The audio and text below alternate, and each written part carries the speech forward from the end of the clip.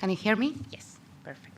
So, dear Professor De Boer, dear Professor Mills, dear colleagues, it is my pleasure to welcome you to my presentation about renal failure as a known cardiac source of high-sensitive troponin T. Oops. Okay, perfect. As you're aware of, cardiac troponins are sensitive biomarkers of myocardial injury. However, elevated plasma cardiac troponin concentrations are a common finding in patients with end-stage renal disease undergoing hemodialysis. These elevations add prognostic information to these patients and is strongly associated with increased mortality. With the advent of high-sensitivity assays, cardiac troponins are now detected to a large extent in hemodialysis population, raising more questions about interpretation and clinical relevance.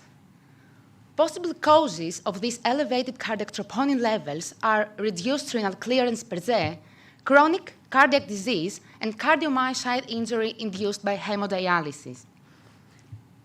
Bosbas, with this study, tried to examine the origin of these elevations after measuring cardiac troponin I with a conventional assay in 34 patients on hemodialysis undergoing renal transplantation. Troponin and creatinine values were measured at baseline, day 1, day 7, and day 13. And as you can see in the results, there was no significant difference in the levels of troponin despite restoration of renal function, suggesting no renal contribution to these elevated levels. Regarding these results, we wanted to examine the effect of changes in renal function after renal transplantation on the levels of troponin T this time, using for first time a high-sensitivity troponin assay. We hypothesized that if elevated pre-transplant high-sensitive troponin T levels reflect only chronic cardiac disease, these levels should remain substantially elevated after renal transplantation. From Basel PMI study, an ongoing prospective observational study implementing perioperative myocardial injury in patients with increased cardiovascular risk undergoing non-cardiac surgeries in the University Hospital of Basel, we retrospectively selected those undergoing renal transplantation between October 2014 and 2019. From 62 enrolled transplant patients, we excluded those with missing troponin values and acute myocardial infarction after renal transplantation. At the end, 38 patients were assessed. Troponin and creatinine values were measured on the same blood samples, and for troponin, we used the Alexis high-sensitive troponin T assay. Blood samples were taken at baseline and on day 1 and within day 2 to day 7 after renal transplantation. 11 of the 38 patients had also a troponin measurements between day 14 and day 180, where a steady state concerning the renal function was reached. The outcome was the time course of high-sensitive troponin T in the post-transplantation period. Proceeding to the results, on the left side, we have the troponin values, and on the right side, the creatinine values. The red line represents the 99th percentile. At baseline, the median troponin value was 53.5 nanogram per liter, and the median creatinine value was 630 millimole per liter. As you can see, all patients had at baseline troponin values above the 99th percentile, and their median significantly reduced within the first 24 hours without further reduction until steady state. On the other hand, there was a significant reduction between every creatinine measurement. If we focus now on the box plots before renal transplantation and on day 1, we can observe that within the first 24 hours, troponin and creatinine reduced almost in parallel. If we concentrate now on the day 1 and day 2 to day 7, we can see that after day 1, there was almost a flattening in the levels of troponin, whereas creatinine continues to decrease. Additionally, we calculated for each individual patient the time points where creatinine was dropped by 50%. There were 24 patients with troponin values at the same time point. These box plots represent the troponin values of these 24 patients, once at baseline and once at the time point where creatinine was reduced by 50%. As we can see, the median of these values, of the troponin values, between these two time points was decreased by 55%. This suggests that short-term improvement in the renal function leads to reduction of the pre-transplant cardiac troponin levels, suggesting that our initial hypothesis, assuming the chronic cardiac disease to be the only cause of the pre-transplant elevated cardiac troponin levels, to be wrong. Our study had several limitations. We examined a selected population with enriched cardiovascular risk, and we assessed not a large number of patients. Our data are additionally observational from a cohort study. Let me summarize. Our study is the first one examining the effect of changes in renal function after renal transplantation using a high-sensitivity troponin assay. The use of a high-sensitivity assay can be considered a reason of showing different results in comparison to older published studies. Reversing two of the three factors that could theoretically lead to the increased pre-transplant elevated cardiac troponin levels, namely the impaired renal clearance and the performing of hemodialysis, we observed a significant reduction of the pre-transplant elevated high-sensitive troponin levels within the first 24 hours.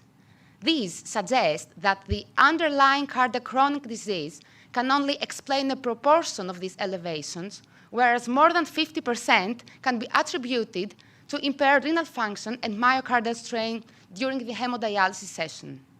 The attributable effect of each of these two factors remains, though, unclear.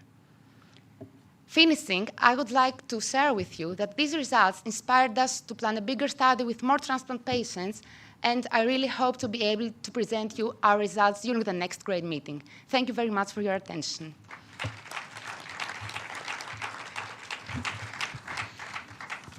Fascinating.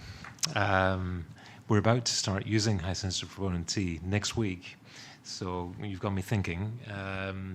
So your original hypothesis was wrong. You didn't tell us very specifically what your new hypothesis is now. So could you just tell us what the new hypothesis is based on your results? Of course, thank you very much.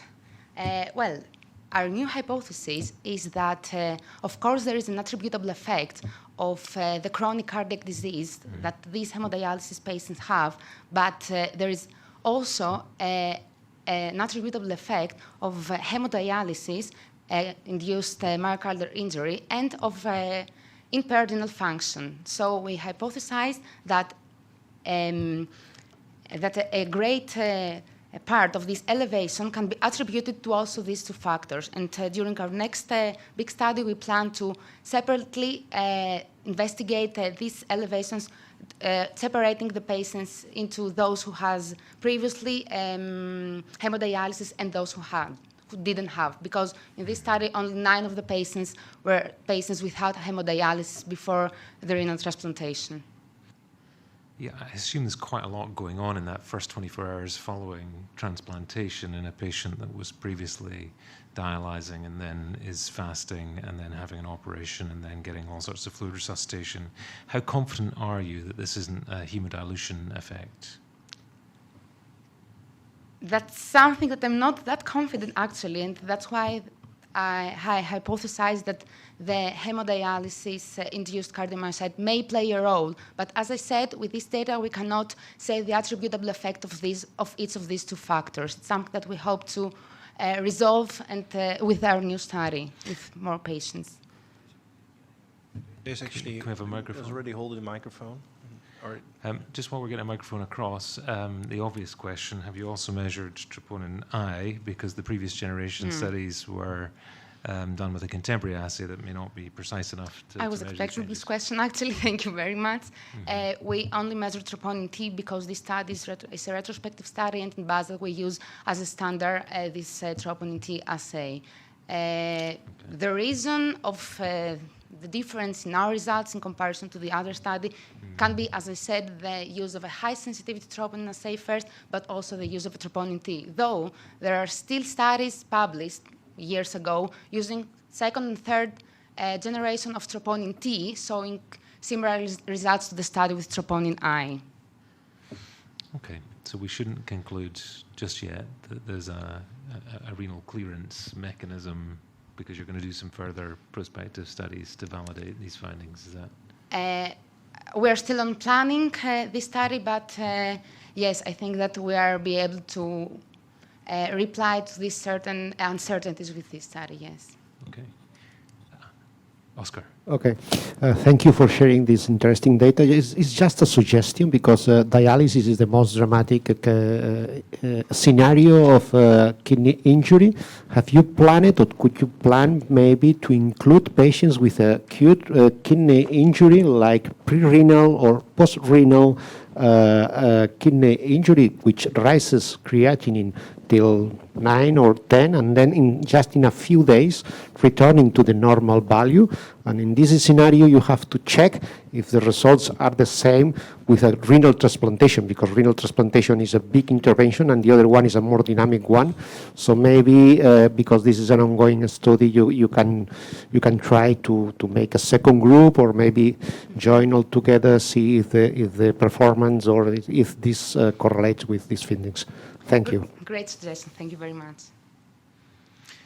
Okay, I think in the interest of time, we'll close this. Thank you very much for that thought-provoking presentation.